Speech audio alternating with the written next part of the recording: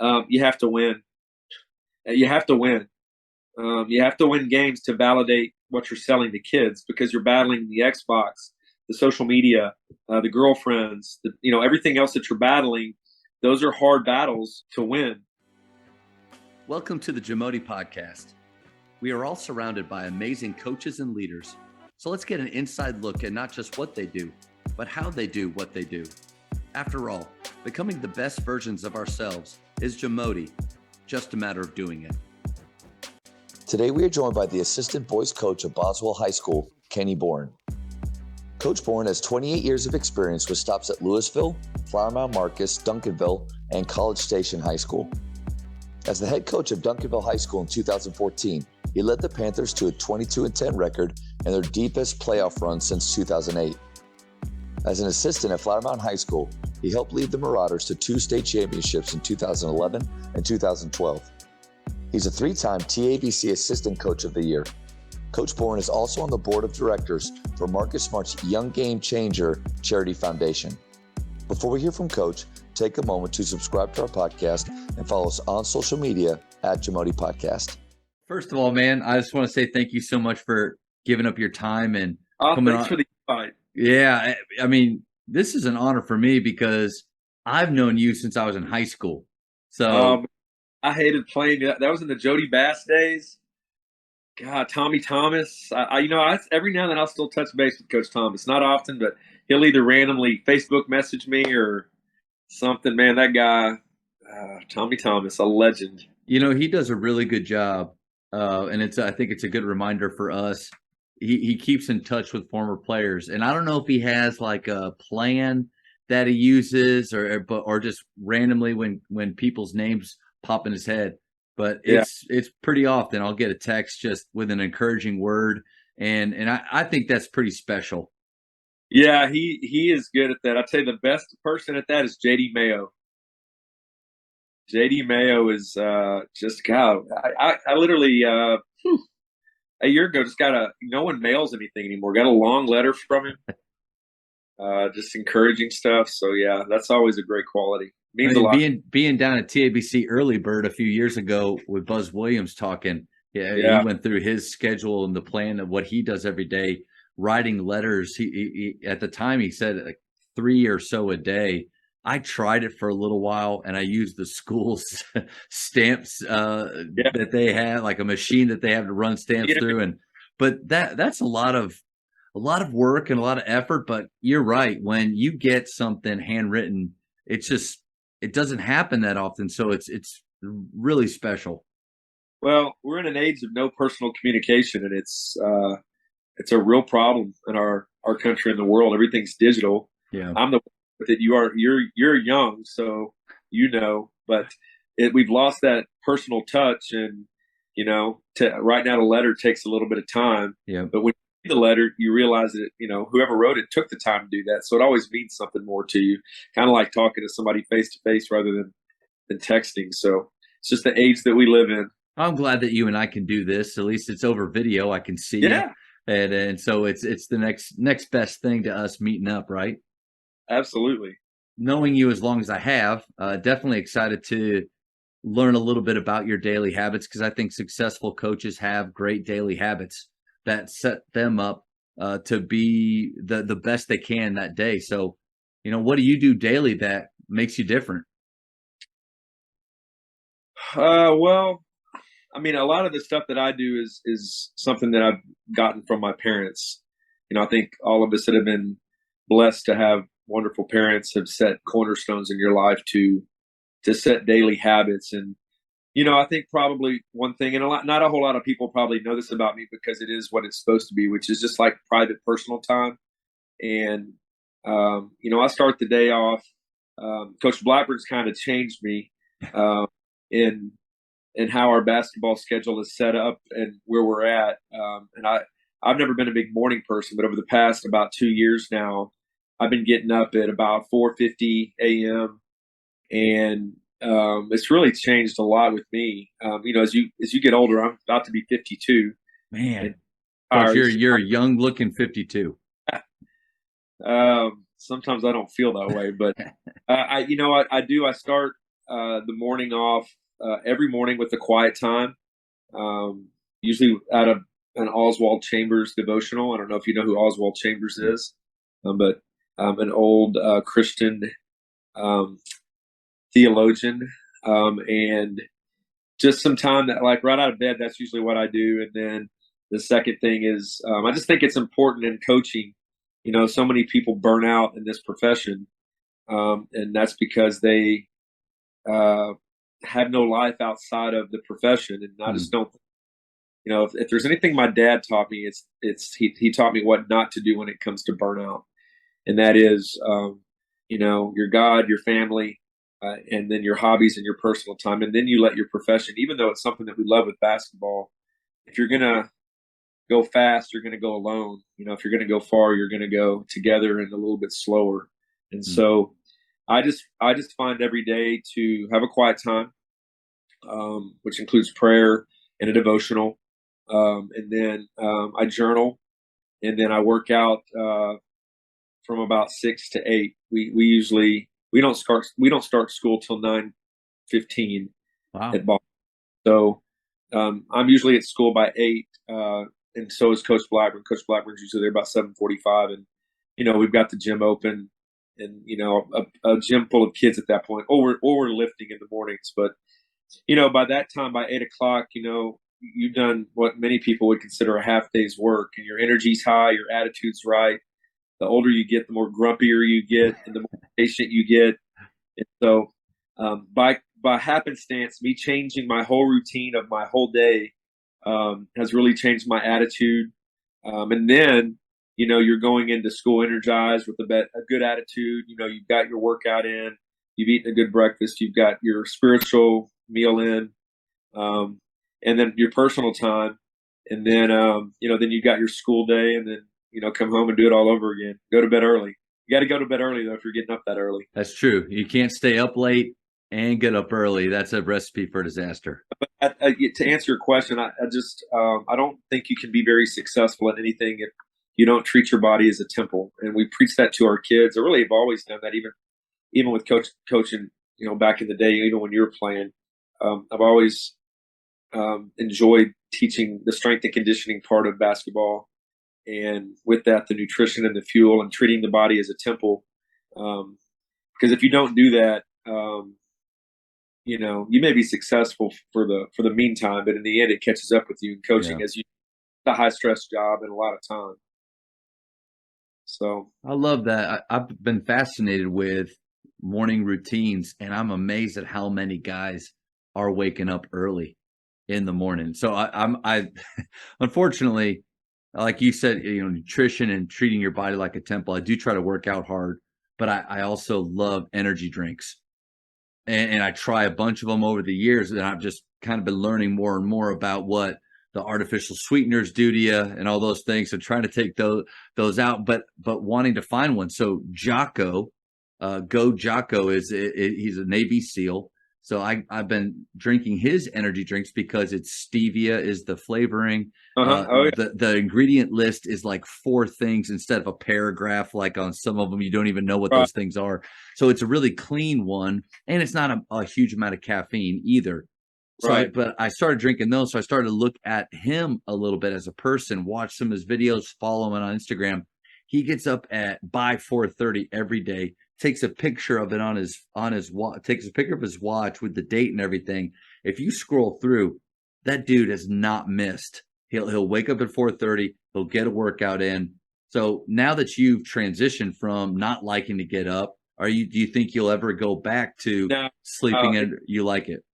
I could step back in my room and grab I've got a separate journal, which is similar to I don't take a picture, but I write down what time I got up and what I weighed when I got up. And so that journal is a lot of pages thick now, and it just kind of keeps it rolling. But no, I'll never go back. Once because I was not a morning person. You tell me that I'm getting up at 4:50, I would laugh at you. I mean, I was always pushing to get to work or get to weights by.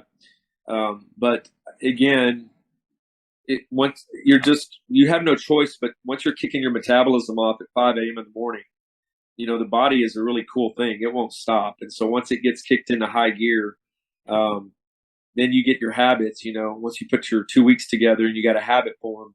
No, I will not. I laughed at people that got up that. I was like, how do they do that? And then again, I was staying up till midnight watching Right. ESPN till 11 or watching a game. And now everyone knows don't text me after 9 because you're not going to back. The deal is if you text me after 9, I'm going to text you when I wake up at 4:50. So um, they know. No, it's once you made that switch, I almost wonder why in the world. Yeah, it's awesome. I really do. Now you're tired when you get home. You're tired, but that's how it's supposed to be, Yep. in my Well, opinion. for the last month, I've been doing 4:30, and it's really after looking at Jocko, reading and listening to what some other leaders think about getting up early and how that. And I agree with that sense of accomplishment by about 7:30 or 8 o'clock.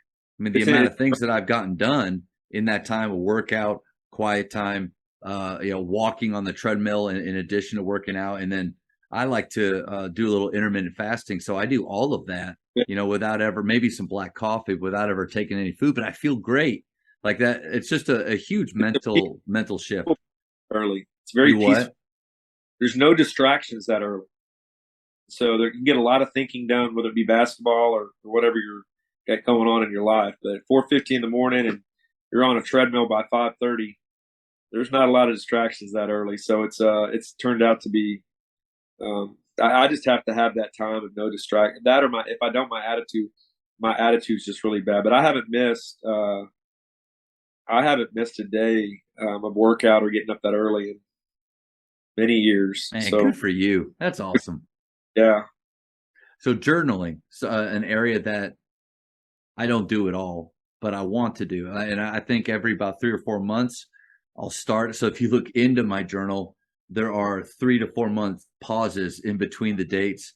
What's the kind of your thinking with your journaling? And if you don't mind, just what's your approach? Is it something specific that you're writing down or some different things? Or is it kind of like I can't remember what it's called, blank pages or something like that, where you just write anything that's in your head and just let it go? No, it's not that. It's definitely. I mean, usually it's a very thankful. I think the blessings that I've been given.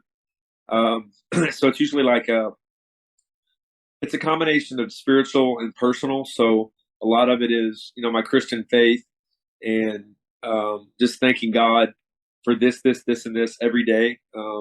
And again, I do that in the morning. Again, a lot of this has been switched to just through a lot of John Gordon stuff and Max Lucado stuff, of old Max Lucado stuff, of just starting your day out with everything positive and then watch what happens to your attitude through the day. And so all my journals every day start out with thankfulness. Like, what am I thankful for today? And then it usually goes into prayer requests. So like whether it be my mom, my dad, church family, their church family. I mean, everyone has a prayer request that they've asked you to keep them. And so I think you have to be faithful in that when you say, yeah, I'm going to pray for you. So usually it has what my prayers are that day. And then it usually always goes into basketball. And then, for the kids that I'm coaching, or the frustrations that you're having right now, or Lord, let us win a game. Stuff. But in your career, you haven't had that feeling too much, though. A lot of wins. It's been definitely a challenge where Brian took the Boswell job and was stupid enough to hire me to come down from College Station. I was probably going to retire there. My whole family's in College Station, and he talked me into coming down here, or coming back up to DFW, which has been an awesome deal, because working with Brian, Brian worked with us at Marcus on those state championship teams, and he was like 5 years old back then. But he's been a real big blessing to work with, and we really enjoy working every day, even in our disagreements as a coaching staff. It's so building. It's just a true staff, if that makes any sense. If you've ever worked on staff, Danny was like that. People don't ever see behind the scenes where you're together all the time and things aren't as hunky dory as they always seem. They are most of the time, but to be able to work with him and Coaches, the Jamodi podcast is powered by Ballology. What's your BSA score? The Ballology Skills Assessment is the only verified skills metric endorsed by the NAIA, NJCAA, and a growing number of NCAA coaches to discover and develop the best talent for your team. This 4-minute, 40-shot test can be taken free today on the Ballology mobile app. Elevate your game. But it's been a challenge. It really has. Changing a culture is oof. I've just been blessed to walk into cultures where it's always been a successful culture, and one that's, winning is the expectation and this and that. This one's been a challenge. I think Brian would be the first to tell you that. But that's part of the fun part. It's not always fun, but you just keep telling yourself it's part of the fun part. Yeah, it's just a different type of challenge. You walk into like I talked with Coach Peeler, you walk into a Highland Park and the culture's already established. Sure. We're better than you and we know it. Like that's kind of what they're thinking. But when I talked with him, there's challenges in that as well. Sure. Keeping that culture going, the expectations that are there. One nice thing of coming into it, maybe a situation where you were, is that expectations are pretty low.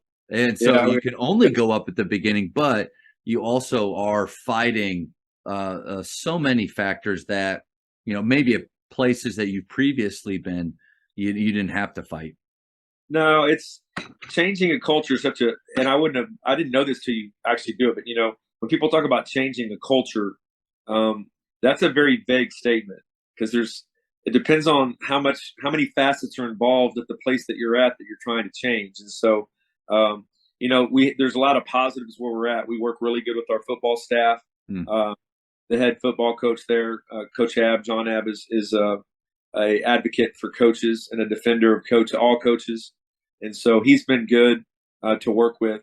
It's just the basketball program itself and trying to get kids to believe in the expectation of winning and that and competing.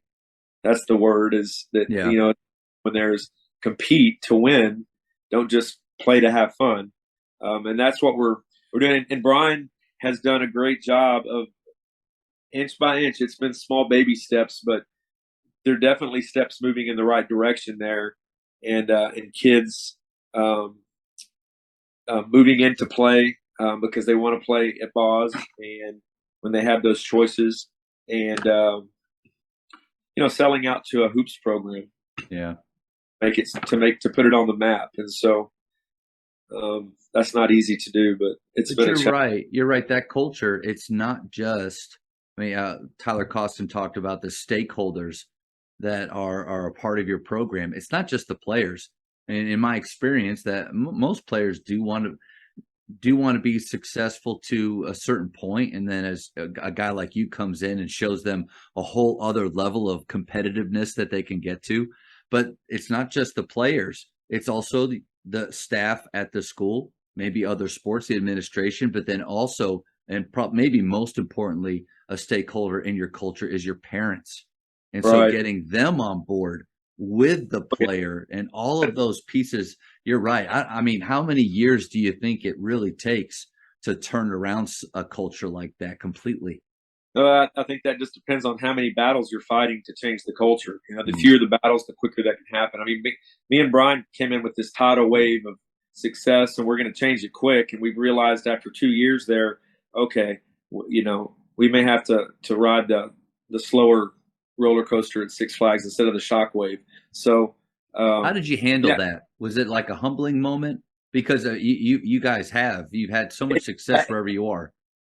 Our first year there, they hadn't been in the playoffs in a while, and we go into the first year not thinking. I mean, the first game we played Argyle and got beat like 700-4, and I mean, we're looking at each other going, "Oh my God, what we got to do here?" But with the same group of kids, they go on to squeeze out a fourth place finish in a play-in game with Chisholm Trail. I mean, they had no business being in the playoffs, but by the end of that year, that group had just bought into everything. And God, you just look at them and be like, dude, this is not a playoff team in 6A DFW basketball. And they found a way to get in. So we were incredible high, and then but sometimes the culture is still that prior culture or lack of culture is still there, and you're trying to it kind of reality sets a little bit. But like I said, it's been positive challenges. It hasn't been Right. sea of negativity. I don't want to paint it that way. It's just been something new to, I think, both me and Coach Blackburn. I bet it's even in 28 years of you doing this, it's helped you grow in some areas that. Well, last year was the first year we didn't make the playoffs, and that's the first year in my career that I've never made the playoffs. So that I've never had that happen in 28. Last year was my 27th year. So yeah, not a good feeling you like having, but yeah. But a great group of kids. Like, they were fun to coach, and they just it's just tough. It's not easy. Right. Makes you appreciate wins. Third year there, and establishing this culture. What's one thing that makes your program different? Well, that starts with the head coach. So Brian is a player's coach, man. I mean, he's young. He won't say he's young, but he's still banging threes in our players' faces like he's Steph Curry out there. I shake my head every time. I'm like, the players will all look at me like, does this kid ever miss? So he's definitely a player's coach, which is one of my most favorite, appealing things about him is he's not a dictator, and he's not an old school coach that it's his way or the highway. He is he'll completely change the program to fit the personnel that's coming in. And I don't know if a lot of coaches do that. I know some do, but I'm just saying some coaches make the players change how they play to fit the system. And, I think we're different in that it really is a player led program. And I think the players that have come over and that are staying with us, and haven't left, have realized what team leadership really is. That if the players are the ones doing the leading, you're going to be very successful at what you do. And so this group of kids that we have right now is really a core group. They're really fun to coach. They're talented. They're not as talented as some of the teams we've had in the past by any means, but they are skilled and they work hard. They're there every morning. When we're there, they're already there. We get there early, and then you got to kick them out in the afternoon, and they can play a little bit, and they realize that Brian and our program is truly a one team program. It's one team is kind of a motto that we kept through the Flower Mound Marcus State days, which is trying to get the kids to pull for each other instead of pulling for themselves. And that's a hard battle you're fighting with society right now. But I think we're different in that way. Coach, what are some ways that you create that? Because you're right, that is for every team dynamic, program dynamic. I mean, that's a battle. How do you get them believing in that? The bottom line answer to that, Danny Henderson says this the best, and he's absolutely true. No one wants to admit it, but you have to win. You have to win. You have to win games to validate what you're selling to kids, because you're battling the Xbox, the social media, the girlfriends, everything else that you're battling. Those are hard battles to win, and so they'll continue to do the hard things if they're seeing results benefit, right? Yeah, everybody loves to win, and so if you're selling those things and you're not winning, it becomes very tough to sell those and win that battle. So you got to win to win those battles, and that doesn't mean that you can't be an influence on kids' lives, right? And that can't, you know what I mean? It doesn't mean that angle of it from a coach to player, but to build your program successfully, kids have to be in the gym, and they have to put the phones down, and they have to step away from the girlfriend every now and then, and they have to commit to it. In these days, especially DFW, Houston, San Antonio, the big city areas where AAU, kids are trying to be seen, and the competition is off the charts. You're playing year round now.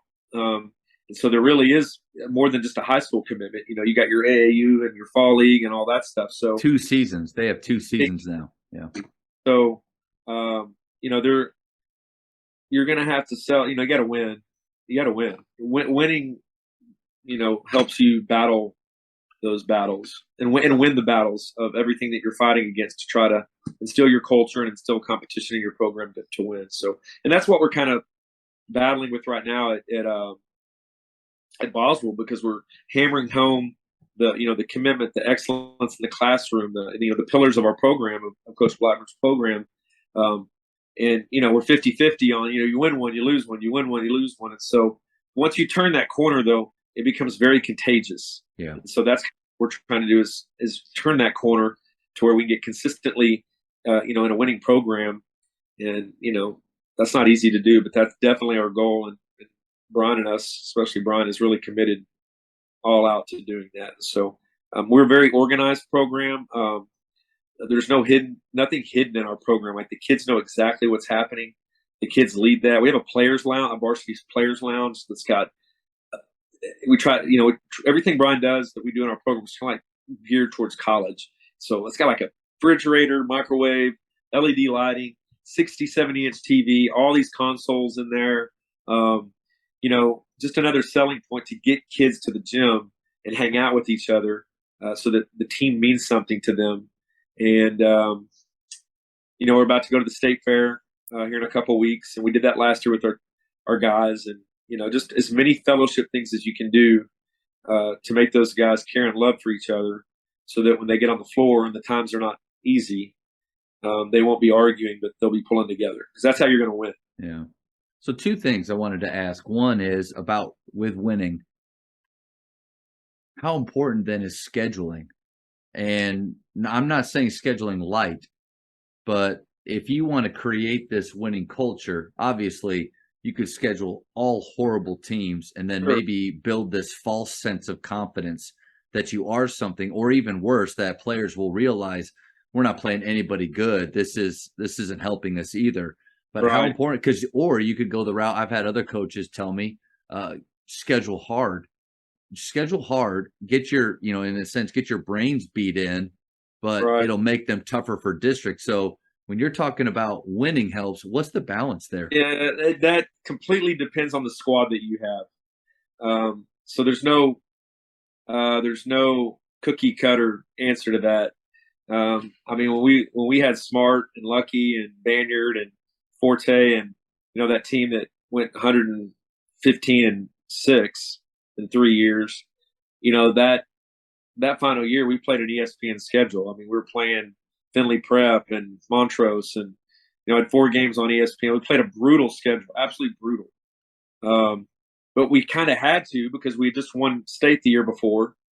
We went 38-2 the prior year. So how do you motivate a team that just state championship that went 38-2 and you got them all back? And so it just depends on your team. That squad, we just loaded it up because we knew that we were going to be okay in district. And so let's go create a new challenge for these guys. And, you can't not get hyped if you're playing on ESPN.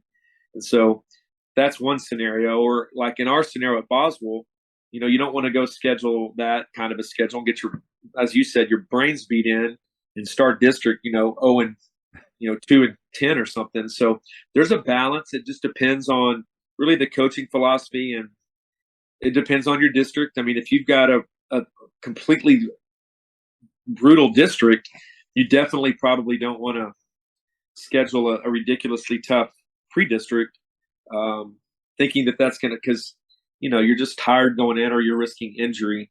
If you've got our district's kind of half and half. Of course, North Crowley is the lead at the top. And so, the top end of our district's pretty loaded, very difficult games to win. The bottom part, everybody's in it. And so, we'll schedule tough tournaments, but also tournaments that we feel like we can compete in and give our kids a chance, as long as we, execute what we're doing. So, and then Brian will schedule 1 or 2 really tough ones, and then he'll schedule, 1 or 2 that we think we can, if we play what, we're capable of playing, we can go get a win. So there's a balance there. It just depends on your squad. How good is your squad and how good is your district? I think those are the 2 determining factors on how you schedule. Jeff Clarkson made a comment when I got to talk with him about how it feels like now so much out there is about recruiting, right? And you've said it a couple times. Guys leave, some guys come. We want our guys to stay here. You're doing a lot of things to help create that. And Clarkson said, it's now you have to think about recruiting your own players, meaning you've got to do a really good job of creating an atmosphere where guys want to stay. And it sounds 100%. like you guys are doing that with not just your culture of excellence that you have, but also, the locker room that you've set up. But what are your thoughts on, because even at private school, we lose players as well, Sure. to other places. So it is this idea of what can we do to keep our guys here? Yeah, used to just you could be a great coach that everybody liked, and that these days, especially if you're in a metroplex, Yeah. a big city area where AAU is high, and it's not just a knock on AAU because I'm a huge, huge proponent of AAU. Some of my very best friends are AAU directors. Bonzel with Southern Assault is one of my good friends. So, um, you have to win. I still think you got to find a way to win. That's the number one attractor of kids and keeping kids where you're at. But I think a bigger one is, private school, and maybe you can disagree with me on this, but you went to the colony, you went to public school. That atmosphere of a winning high school is hard to beat. Hmm. It's just a different atmosphere of a private or an AAU event versus, a 5A, 6A high school whose football team is bringing, 11,000 kids to the game and the band, and then everyone's coming to the volleyball games. Everybody's going to the. And I'm not saying it's not like that. I mean, me and you could both name 10 private schools right now where they're absolutely ruthless, the fans, and it's packed like that. But across the board, the high school experience, from football to everything that's involved with sports and athletics, is hard to beat. And so, what we've tried to do at Boswell is just create a culture where all those kids are supporting each other. The basketball kids are genuinely and authentically pulling for the football guys to win on Friday night, and the volleyball girls, and going to those games and showing true, authentic, not just going, but really getting into it. And that's fun for the kids, first of all. And then when that favor is returned and that atmosphere is created, on Tuesday and Friday nights for basketball, that's something that is hard to beat. When you're competing with charter schools or other schools that could be pulling. But yeah, you're right. It's just the time that we live, and I don't really dislike it. I'll be honest with you. I've been on every end of the spectrum with recruiting, to be accused of recruiting, I mean, you name it. We were on the front page of the Dallas Morning News, so I've seen it all, and and it's all, most of it's a bunch of BS. But Yeah. I've just never gotten all upset about that kind of stuff. I feel like you got to sell your program. Quit worrying about other people's programs and do everything you can to sell your program so that kids want to come. And then the key word is what you said: stay at your program. Yeah. So, but winning. I mean, we could sit here and talk. It keeps going back to that. Uh, I have kind of two thoughts on it. One, obviously, yeah, the differences between, I mean, being at the colony, and I was also at McKinney High School, so and Naaman Forest, so I'm still feel like I'm a public school guy at a private school. I just happen to love the mission of our school because Sure. it is a private Christian school, but we do live out that name as well. Yeah. And so I love the mission of the school, and it's not necessarily to it's a different, I'll just say, a different mission. And so there's definitely a difference between the atmosphere that a bigger, 3,000 plus kids school can bring. I mean, it's just hard to combat that. But at the same time, still trying to create, like you had mentioned, a program that guys are proud of, love to be a part of, and want to stay. The other thing I was thinking is that you really do, more than ever before, have to be conscious of is the style of play, the skill work, the services. I mean, honestly, look at the services that I'm providing, not just on the floor, but also into their lives, how I'm speaking to their lives. One, you got to make sure that is creating an environment where they feel valued. And again, that's what I think a lot of kids want, us to feel valued. but also I've decided to quit being surprised anymore. Yeah. Like, stop being shocked anymore. Yeah. When the season's over, we go through our spring, and I love the way we go through our spring. But because we actually try at Faith, we secure that re-enrollment for next year pretty early. Right. And so I'll know if I'll get an email or a call like, hey, so and so they have not said they're coming back. And I just have to stop being surprised, because you're right. I don't really mind the fact that kids can move around from place to place, especially when, just like in college, if they truly feel like there is a better situation for them and they're able to do that within the rules, that's okay. That's okay. But I have to stop getting butt hurt when when they leave, as if it's an attack on me. Exactly. Most of the time, it has nothing to do with me. It feels like it is, but that's not necessarily. Coach, it's taken me 10 years to get there, man. 10 years. I mean, I'm getting out. This will be my last year, I believe, but we're at a time where young coaches, which it's a good thing. We need more young coaches instead of old parts like me and everyone else. But it's the UIL in general and public education in general. It is a very pivotal point for them, turning point. Like we're going to have to adjust, or we're going to get beat, and that's just the bottom line. And by that I mean they're going to have to get outside the box of, especially with the NIL stuff and everything that's there with that. You can either hate that and knock it, or embrace it and find a way to use it to your advantage.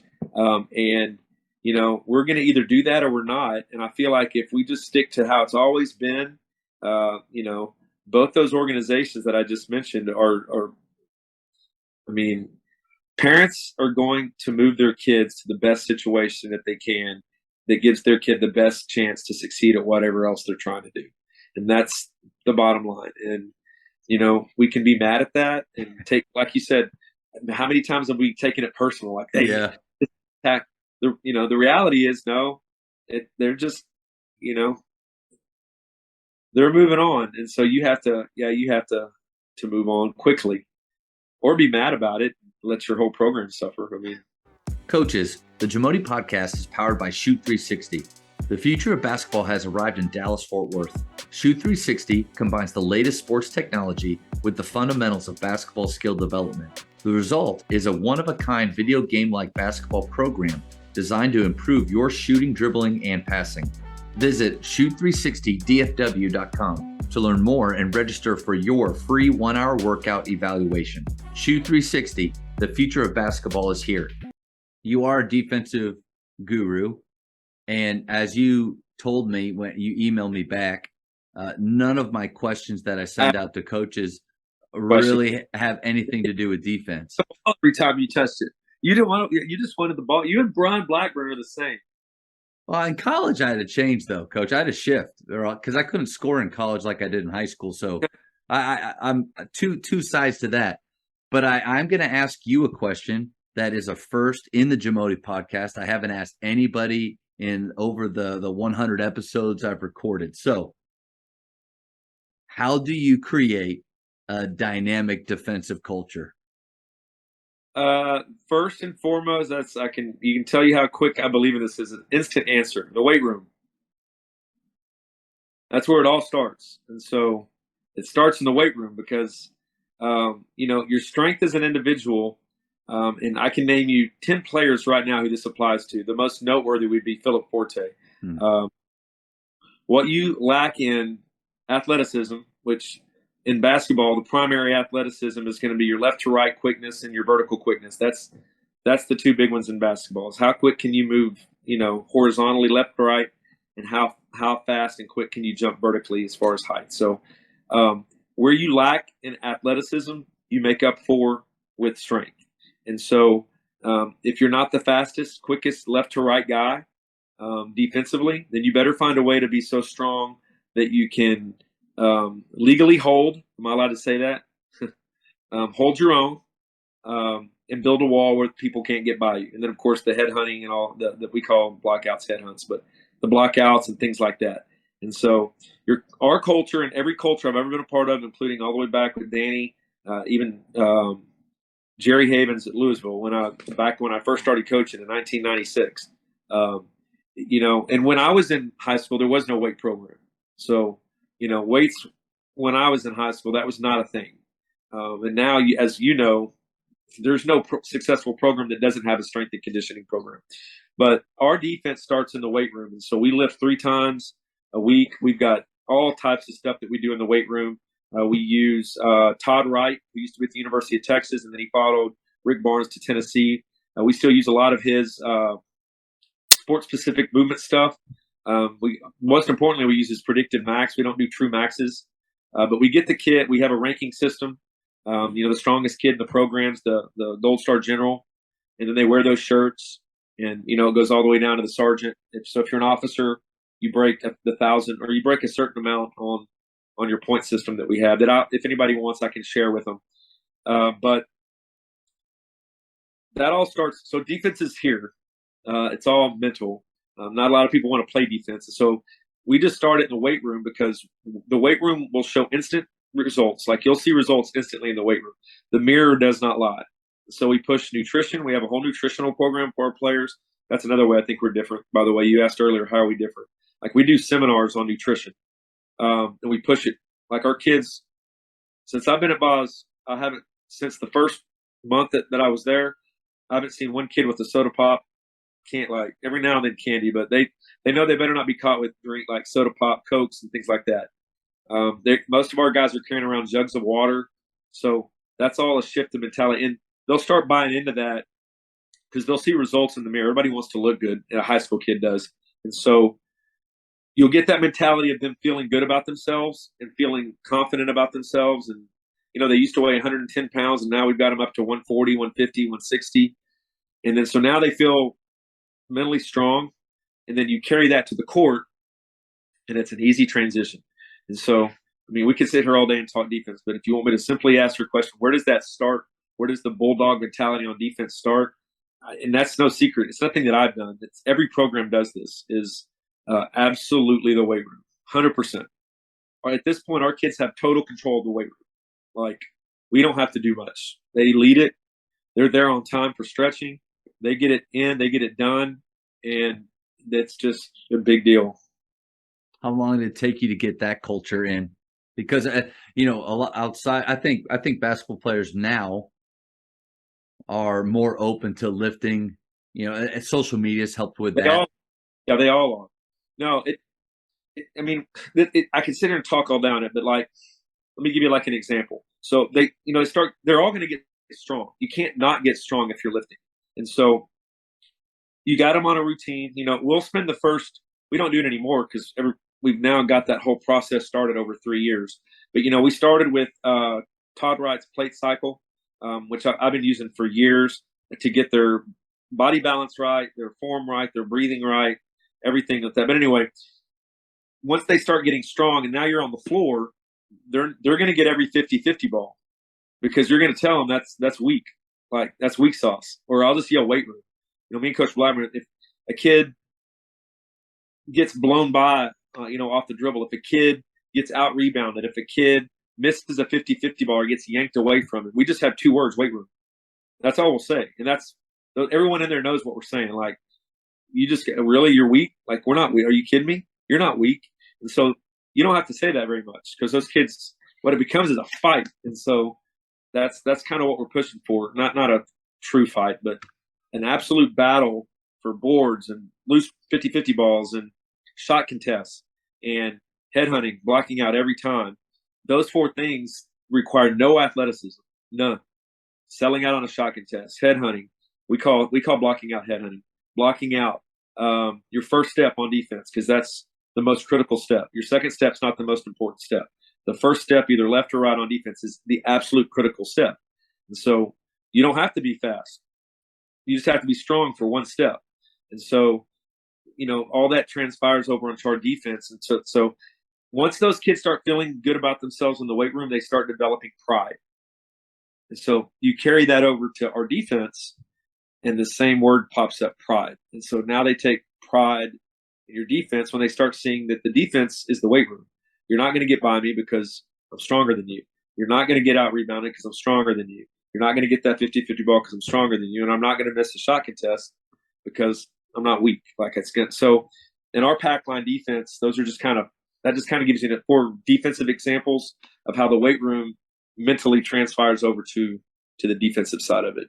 And then we're hard on them on defense. I'm very hard on them because defense is easier to coach. Defense is, when I was the head coach at Duncanville, I realized real quick, when you're the head guy, you're coaching both sides of the ball, offense is very, very subjective because the defense can change in any. If you're coaching offense, you have to be flexible. Are they running? Are they going to trap this possession? Are they switched over to a zone? They're manning. So offense is super subjective, and then defense is very objective. Defense is very rule. Or our defense is very rule. It's all rules. It doesn't change much. Like we do what we do, and we're not going to change much. We'll change scout reports for scout reports, but it's black and white. So offense and defense are so very different. One is subjective, one's objective, and so because defense is so objective and rule oriented, we're very tough on them. Because if you break the rules, you're going to hear it. Offense. I mean, if North Crowley's trapping you out of the timeout and you didn't expect it, I mean, no one broke the rules. You just, you know what I mean? Well, offense too. I mean, a great possession doesn't always lead in a bucket because the goal of every offensive possession is to get the best shot as fast as possible with hopefully one of your best scorers taking it. But those best scores aren't going to hit every time. But if you're resulting on every possession, so to me, offensively, at the offensive side, there is this kind of freer mindset of we can still be successful even though we're not seeing the results we want this time. But you're right, the defensive side, it's you either did it or you did not do it. Yeah, I don't know many coaches who run defense that it isn't real. I mean, no one runs a free pass defense. I mean, only in the Grinnell system, which I did mess with that a little bit, but almost got me fired. Or matchup zone or 1-3-1. There's all those things have rules, and so the defensive side of the ball is a little bit easier and more fun to coach because, in my opinion, Blackburn would argue it because Brian loves offense, but I can see very easily if you messed up. Whereas offense, that's not what is a mess up on a missed shot. I mean, come on, you don't know what there's so many different definitions. Well, even and offensively, there's intent. Like if their intent is to do what you're wanting them to do, but like it. So I love that part of it and helping them work through that. Brian we don't want rules on offense, like because Brian is a very freedom offense guy. He wants players to make decisions and have the freedom to make mistakes, and we play two very different sides, and it actually me and him have to coordinate a lot together because our styles of play on both sides of the ball, because pack line slows the game down. Yeah. Because it's harder to score. It better be harder to score on. And so without a shot clock, your goal is to keep them from having some type of advantage, right? Yeah. I want to ask you that question. Guys, that was a high potent offense, but a lot of times our score, the score of our games, even on that number one nationally ranked team was, we'd win a game 50-30 or 48-36. And people are like, God, y'all just play slow. I'm like, no, it's like we just play such great defense. Those guys are playing 30, 40, 50, 60-second possession defense or offensive possessions against our defense. And so pack line slows the game down for sure. And that means you better have quality shots on offense. And so how do you guys deal with that? Because over the years at Faith, I've experimented with a lot of different types of defenses. Offensively, we've pretty much been the same since day one. 12 seconds or less, best shot as fast as possible, and defining what that is. Defensively is where I've had to. I mean, we've been pressing sometimes constantly, no stops any part of the court. Make or miss, or then we've gone back to pack line. What I noticed is when we went to pack line, like you just said, our scores plummeted. And as a team that offensively wants to run and gun, I felt like my players were really struggling to do both if the styles were so different. So how do you guys deal with that?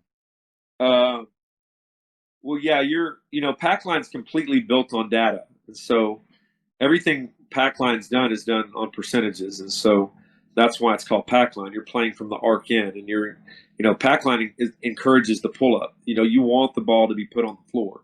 So that's why we don't close out. We don't close out on shooters. We sell out. Like we're going to launch in the air because we want you to shot fake and put the ball on the floor. And so because the percentages drop immediately. The Right. second the floor in high school, that percentage drops almost 20%. So, you're going from a 50%, a Phil Forte, Steph Curry type shooter, 48% 3-point shooter who shot fakes and brings it down, puts the ball on the floor to the pull up. You're now immediately dropping that percentage into 20%. So it's all data. Packline's all data and percentage based, and so you're going to really force the offense to be patient, or you're gonna dominate them. But by forcing them to be patient, you're shortening the game. I mean, and so yeah, it does make it a little tougher. You just gotta at the end of the day. I don't know. You probably need to ask Brian this more, but I mean, he's like you. It's a 12-second rule, but with him, it's a very defined who's shooting it, where they're shooting it, and then time and score. So it's who's shooting the ball, where are you shooting it from, and then time and score. Those are kind of the driven, bullet points on whether or not we're going to shoot it in that 12-second time. And he'll do whatever it takes to win. And so offensively, he's switched up styles a little bit this year on offense, and we're gonna switch up some things on defense too a little bit. I mean, we're Packline all the way, but just try to find ways to put our kids in the best possible position to win games, because all of our games are going to be close. We're just not a team that is going to go out and blow people out. Yeah. So we got to find ways. Last year, we found ways to lose way too many games by 2, 3, 4 points, and that's just so discouraging. And so this year, it's all about defensively. Everybody's got to do their job every time, not just everyone's got to do their job every time. And then offensively, it's value the basketball. I mean, no turnovers. Value the basketball. I think you answered the question though, and you've said this all throughout our talk. How can a style like Packline and then offensively, what coach is trying to do, how can that work together? Well, it'll work if you win. Like if it helps you to win, it'll work. Your players will buy into it. Your players will believe that this is good and what you're doing, it makes sense if you win. Here's the battle with Packline. And if anyone's ever run it, as long as I've run it, they'll know what I'm talking about. But the battle with Packline is not a defense that's built to beat, a lot of your pre-district teams. It's just not. Packline's built to beat the best teams in the state. That's what Packline is.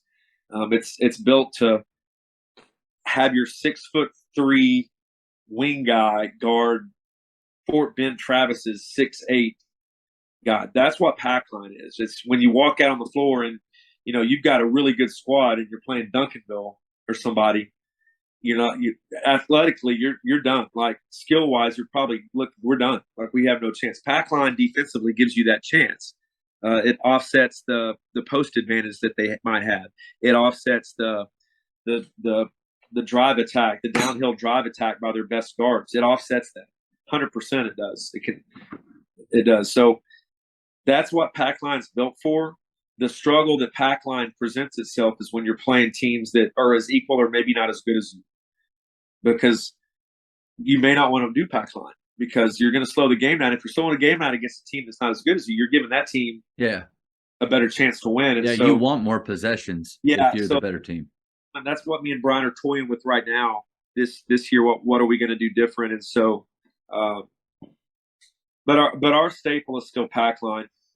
I'm a huge believer in it, and so I get that. Your dynamic that you two have is unique. Wes Watson and I had that at McKinney, where he gave me the offense. He was the defensive guy, but luckily he wanted to press, so my dribble drive, running down, shooting threes really worked well together. But here at Faith, I've been, I'm the only full-time guy. All my other assistants are part-time, so I'm very thankful for the time that they give. But the decisions a lot of time of what we're doing is up to me. And so I felt this conflict. With those years, we were doing pack line and even some 3-2 at times, but a very condensed 3-2. I'm telling you, Coach, like I was sitting there on the bench watching offensive possessions from the other team go for 45 seconds to a minute, and you would be proud of how we were closing off things. They just couldn't do anything, couldn't run. But I'm staring at the clock, and I look over at my assistant coach, and I say, "We're playing too good of a defense right now." And he looked at me with this, like, he's a defensive guy, but a look of horror. But my whole idea is it was the other side of me that wanted to get that ball back, so itchy to get it back, was dying inside, and it was hurting that side of the game. So there is this, like, you guys, the way that you created the dynamic between the two of you and made it work, to me is really unique. It's taken me some time to find a defensive style that I'm comfortable with, that I think allows us to get the stops that are necessary to win games, but it accelerates and feeds into what we want to do offensively. But it took me 7 years to get there. Pack line probably works best with teams that run a secondary break. Look, they're looking for a primary or a quick secondary, and if they don't get that, that's the 12 seconds basically, the primary plus secondary. Then you probably your best bet is to be a quick hitter team or a sets team. Because if you're a continuity team, well, crap, you may take a minute to score. Well, then you're going to come. If you're a quick shooting team, well, crap, all you're doing is playing defense. So it's 8-6 at halftime. Here we go. Balance is a primary secondary break, and if you're not getting high quality shots out of it, then settle into a quick hitter. Because quick hitter, which Brian likes it and doesn't like it, because he loves the freedom of the player. He loves teaching, he loves doing player development from a mental standpoint, like how to do this if they do this. What do you do if they do this? And so he loves that. Let the players have the freedom of movement in an offense. And so when you're doing sets, you're the court. You're dictating who's shooting where. You're joysticking. You're joysticking your players. The Jamodi Podcast is powered by Sideline Interactive. Sideline Interactive is the leading manufacturer for high-quality, innovative scoring tables and LED video display boards that help coaches and schools bring more excitement to fans, create huge fundraising opportunities, and make their jobs easier. Visit sidelineinteractive.com to check out their amazing products. So this question I've been wanting to ask you for a long time, and just happens that we'll do it right here. So I don't know if you remember, man, I think I was at Naaman Forest. This was 06, 07, maybe around that time. You texted me something, and you said, Phil Forte is the hardest working player in America. And out of the blue, you texted me that. And I mean, you know me and my history as a player. And unfortunately, I wasn't very mature, even though I was a high school coach at that point with Clarkson at Naaman Forest. I took offense to that. And I asked you, and I said, okay, what does that mean? And you said, I remember that. 750 shots. I've told this story, Coach. I do a lot of shooting camps, and I tell this story at every camp that I'm in. It's the Phil Forte story. And I just tell them about, you said, 750. And I said, okay, 750 over the week. That's not bad. You say, no, 750 every day. And I was like, okay, that's a lot, but he must mean during the summer. And you came back with this text that just, it really hurt my feelings. You said, no, Matt, 750 every day, in season, out of season. And that's just a level of work, a level of dedication that I didn't do. And it's hard to say that, because I feel like that was, we all get known for, as players, we're known for something. And I feel like that was my thing, was I'm a hard worker. I'm going to put in more time than anybody else. And he did. So my question to you is, what made Phil Forte just so different as a high school player? Well, first, we still use his name because, Phil's an active D1 coach right now at St. Louis. And so he's still very relevant. He's still one of my great friends. In fact, me and him just went to one of his teammates on that state championship's wedding. Nice. in Leonard, literally 2 days ago. And so, and then his dad and me are very, very best friends, and talk daily. And so that Phil Forte comparison standard, that we're not going to be able to use that much longer because he'll get old one day and get married and all that. But he's still relevant, and some people still heard of him, and then they can look him up right now and still see what he does. I think that's a very it's just abnormal, Matt. Like we could sit here and say this is how we want you to be if you could be this guy, but what he did is not normal. Yeah. I mean, I can give you. I mean, Matt, at prom, he left prom early his junior year to go to the gym and shoot at 11 p.m. Prom started at 10. He left his date at 10:45, and I'm not joking. That's a true story. And so, I don't know many kids that would do. I wouldn't do that. So, like, that's just an abnormal desire. Like, he just had a desire to be great and to have something to prove. He's always shadowed from the recruiting angle because everybody was, saying this or that to try to get smart. And Oklahoma State was really the only big, tier level D1 school that sincerely and authentically recruited him, not because they also wanted smart, because they knew they were best friends. And so that's the whole reason that Phil went there, was because it was an authentic and genuine recruitment from Travis Ford. And then that is also why Smart went there, because they saw how they treated Phil. And Smart said, told Roy Williams and everybody else no. And they're like, "Are you kidding me? Like, no, I'm going here because of how they treated if they treat my friend like that, how are they going to treat me?" So that's kind of a backstory on how Smart ended up on at OSU. That's interesting. He had everybody else offered. Yeah. North Carolina, all of them. And so he turned all them down simply because they saw how they treated his best friend, Philip. But he just was a different dude when it came to work ethic. He always had a chip on his shoulder as if he had something that he had to prove. And then, of course, his dad was a huge driving force on commitment. His dad was a D1 college tight end. He just comes from athletic stock, high-level athletic stock. So the work ethic and what it takes to get to the next level, we didn't teach that kid that. That kid, Philip, already had that. We just got lucky enough to have him. We were blessed enough to have him. But he was doing that, ever since we knew him. I mean, he had a key to the gym at Flower Mound Marcus. I mean, it might have been illegal, but we don't care. Yeah. If a kid wants to come shoot at the gym, by God, come shoot at the gym. I don't care. Shouldn't be a rule against that one. But he did whatever he wanted because it was always the right thing, never the wrong thing. I mean, he's on the gun constantly. Never had a girlfriend. I think that's a key factor. Let me say that once again. Never had a girlfriend in high school. So had plenty of opportunities, but his girlfriend was that round ball. Yeah. And, a lot of kids aren't willing to do that. And that's okay. There's nothing wrong with kids. There's nothing wrong with that statement. Some kids are just they're not willing to give up that level of commitment. And there's nothing wrong with that. But he wasn't. And had he not done that, I don't think he would have been a player. Athletically, he wasn't the most athletic kid out there. He didn't have the height.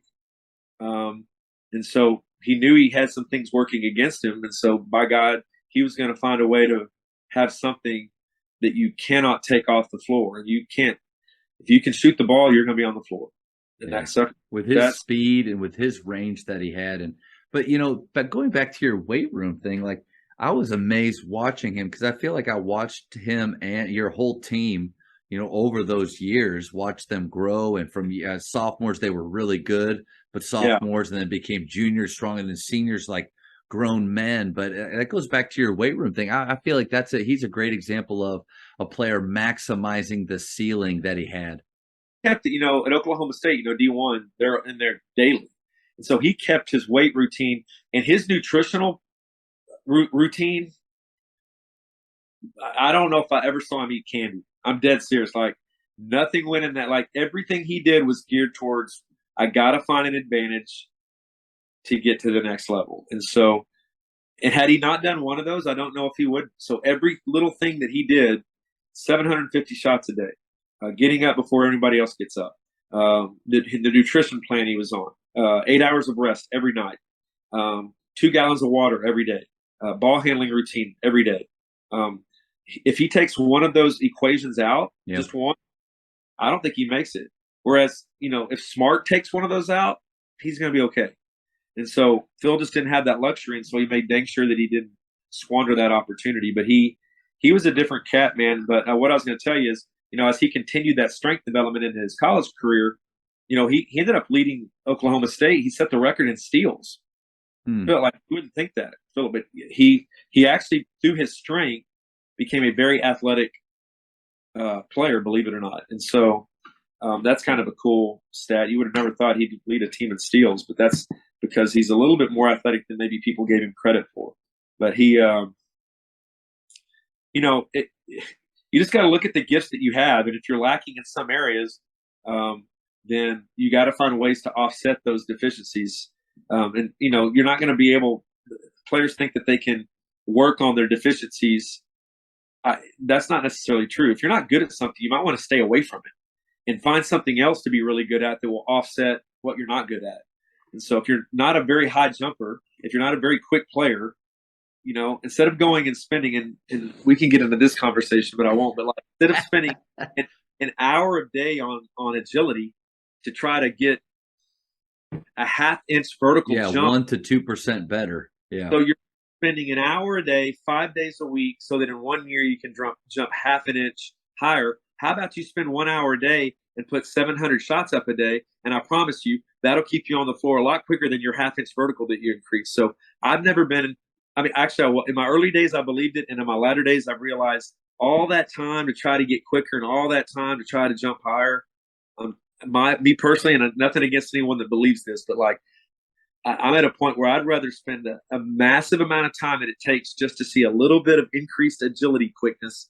I'd rather take that massive time you're spending just to get a little bit quicker and put shots up. Because you can't take a shooter off the floor. No. I'll tell you a story just real quick. Go back to when I was 9 or 10 years old in Pennsylvania, working out with my first skills coach ever. His name's Coach John with Pro Shot. And one day I came to him. We were only doing ball handling, shooting, and offensive mind, which it's individual skill. Yeah. And I said, Coach, I don't feel like I'm a very good defender. Can we work on that? And he said, and this was in the mid 90s. So he said, Matt, what is Steve Kerr known for? And I said, well, he's a really good shooter. He's like, you know what? He can defend too. And he can also handle it. He can also pass it. But he is a knockdown shooter. Yeah. He's like, we're going to focus on that.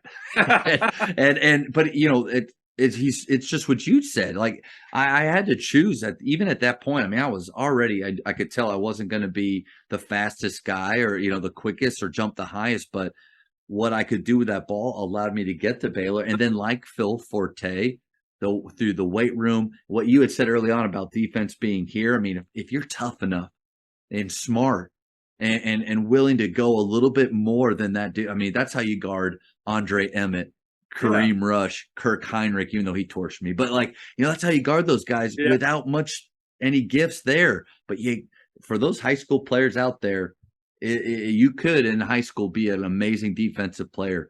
But if you can't put the ball in the hole, it just may be hard for that to translate. It's hard to put you on the floor. Yeah.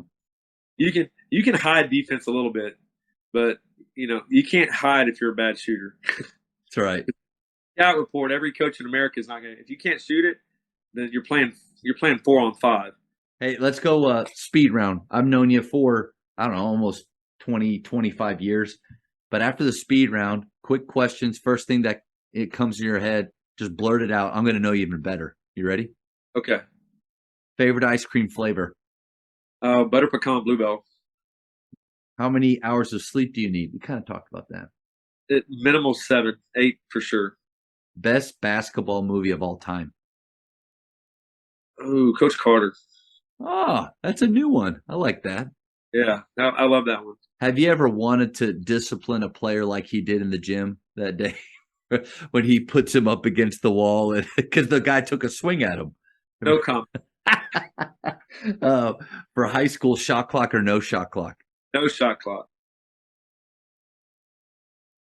I can justify it in 10 seconds. Go ahead. It just makes the game funner, but it's not.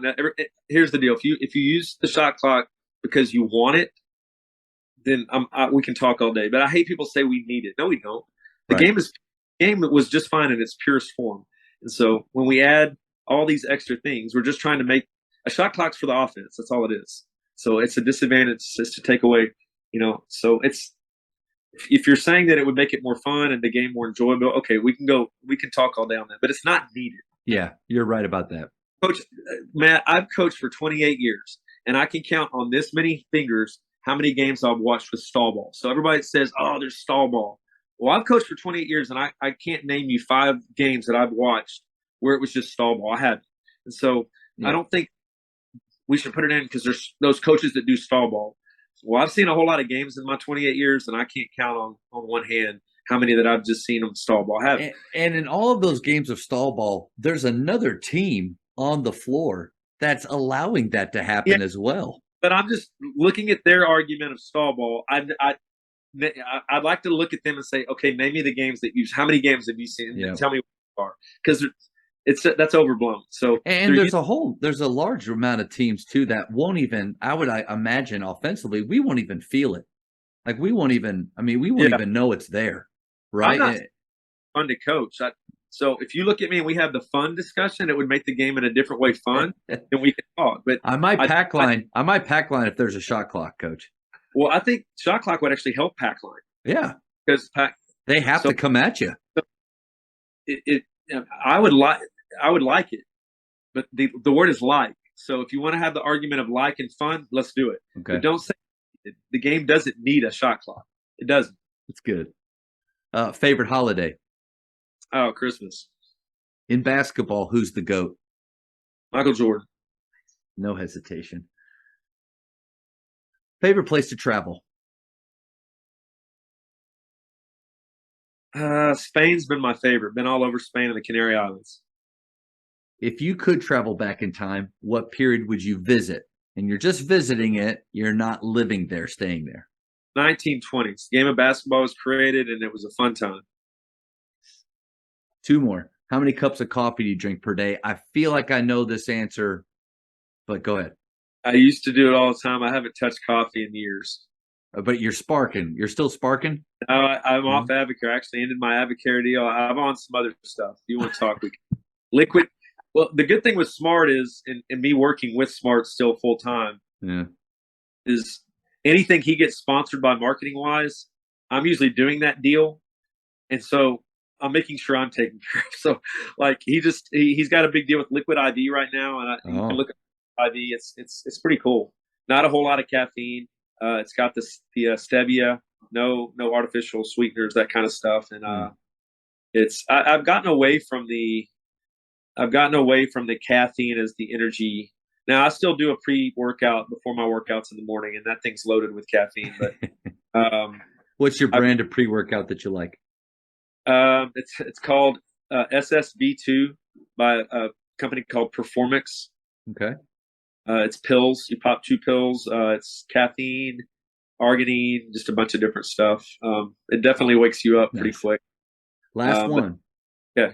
Godfather, Star Wars, or neither? If we're being honest, I had never seen The Godfather. It's okay. What about the other one? Yeah, I mean, I'm a Star Wars guy. I mean, I'd rather watch Tombstone, but nice.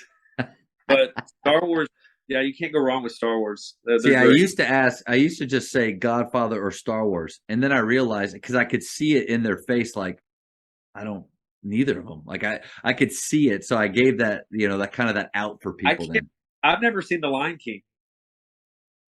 I'm being like, it is not because the original. I'm a movie guy. Like, I'm telling you, I'm a movie guy, and I've never seen probably 2 of the most classic movies, Lion King and Godfather. Never seen them. They're very different. I know. That it's very sad, but that's about all I know. Well, Coach, man, this was so much fun because again, when I love getting to talk to guys that I have a relationship with, but just getting to learn more about you and kind of some of the ways that you coach, the ways that you view the game. I just really enjoyed it. It's more fun for me because I got to watch you play high school ball and knock the ever loving snot out of those shots all the time. And now you're just a grown, great person who loves the game and is promoting the game of basketball. And that's good because it's cool to see, and then it's bad because it makes me realize how old I am. But that's You say this is last year, but you said 52, right? I'm done. You got 18, 20 years left. Oh, I'm gonna go do something. Smart's gonna open up. We're looking at opening up a facility, an 8 to 10 court Wow. facility out towards that side of town because there's really nothing over there, for an indoor tournament thing for AAU and whatnot. So that's the investment thing we're kind of looking at, and I would run that. I don't know if that's going to happen, but we're definitely looking at that. And I still run his NBA camps, and so that keeps me. Yeah, you're busy. You're going to stay busy, and I know you'll stay busy. But I may cash it in after this when I hit that TRS up. Yeah. Hey, Coach, you mentioned a few cool things throughout our talk, even from stuff in the weight room to your pack line philosophies. If coaches want to connect with you and ask you some questions, where can they go? Yeah. So I've got a YouTube channel that's very active. And so on my YouTube channel, you can just literally search my name and it'll pop up. I've got a whole presentation there that's gone viral worldwide. I mean, I probably answer 2 to 3 emails a day. I just answer one a day from Mexico, a coach in Mexico over pack line. So if you have questions, that'd be a good place. There's about a 40-minute pack line implementation video on there. And then after you watch that, you can email me. It's got all my information on my email in that. And I will, as long as you're not a district opponent or somebody that it really so competitive. Actually kind of taught me this rule. If we feel like you're super authentic and real about implementing it, then I'll share. I have a whole lot to share. I've got a lot of paperwork I could share with you. And then with the paperwork, there's YouTube videos. They're private. Those are private though. Okay. And so every drill that we do from when I was at Duncanville to Flower Mound Marcus to Boswell to everywhere, there's examples of the drills. So not only do you have the paper, what we do and how to implement the whole system, you can watch it. All the drills and the breakdown is on video. Those are private. And so once whoever it is, I would feel free to share. It couldn't be somebody that I think we're going to play and have to try to beat. I get that. If it's truly something that someone that you can tell they're very interested in instilling pack line, then I would be more than happy to share. I've got a whole system set up that I can share for sure. Awesome. Well, Coach, thank you so much for your time, man. This was awesome. You run a really cool thing, man. I watch them all, and they're really neat. So we in the basketball community, us old folks, really appreciate you, man. Thank you for checking out today's episode. Please take a moment to subscribe to this podcast, share it with your fellow coaches, and find us on social media for what's coming up next on the Jamodi Podcast. It's just a matter of doing it.